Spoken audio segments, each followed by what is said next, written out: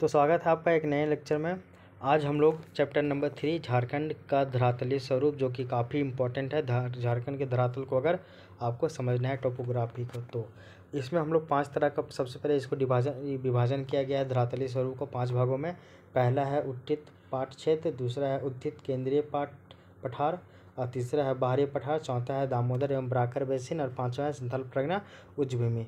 अब देखिए, उत्थित पाट क्षेत्र है, अपलिफ्टेड पार्ट रीजन है, उसको पढ़ना पड़ेगा अलग से।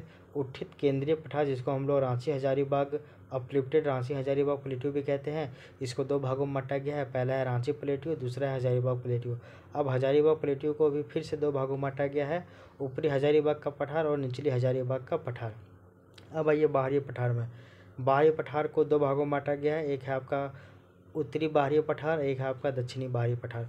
उत्तरी बाहरी पठार में हम लोग गढ़वा उच्च भूमि को देखते हैं, फिर हम लोग इसमें पढ़ते हैं उत्तरी कोयल औरंगा बेसिन को, फिर हम लोग पढ़ते हैं छतरपुर का मैदान, फिर पढ़ते हैं चतरा का पठार, फिर पढ़ते हैं कोडरमा गिरिडीह का पठार। अब आइए दक्षिणी बाहरी पठार में हम लोग सबसे पहले पंच परगना का मैदान देखते हैं, फिर शंख बेसिन एवं दक्षिणी कोयल बेसिन के बारे में पढ़ते हैं।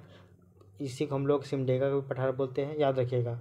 पहला है पंच परगना का मैदान, दूसरा है शंख बेसिन एवं दक्षिण कोयल बेसिन, या इसी को सिमडेगा का पठार कहते हैं। तीसरा पढ़ते हैं हम लोग धारवाड़ क्षेत्र, और धारवाड़ क्षेत्र के अंतर्गत 6 चीज़ आते हैं। कौन कौन? पहला है डालमा हिल रीजन, दूसरा है सारंडा हिल, तीसरा है पोरहाट हिल, चौथा है कोल्हान उच्च भूमि, पाँचवा है धालबुम या धनजौरी क्षेत्र, और छठा है आपका चाईबासा का मैदान।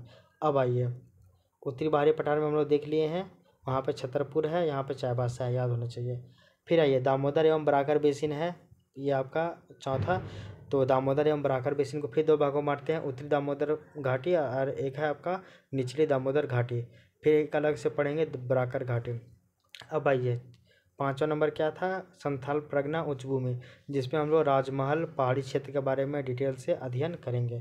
तो याद रखिएगा झारखंड का धरातलीय स्वरूप, जिसमें लोग 5 चीज़ याद रखेंगे मेनली: उत्थित पाट क्षेत्र, उत्थित केंद्रीय पठार, बाहरी पठार, संथाल प्रगना उच्च भूमि, फिर आपका दामोदर बराकर बेसिन। इस तरह से ये कंप्लीट। Thank you.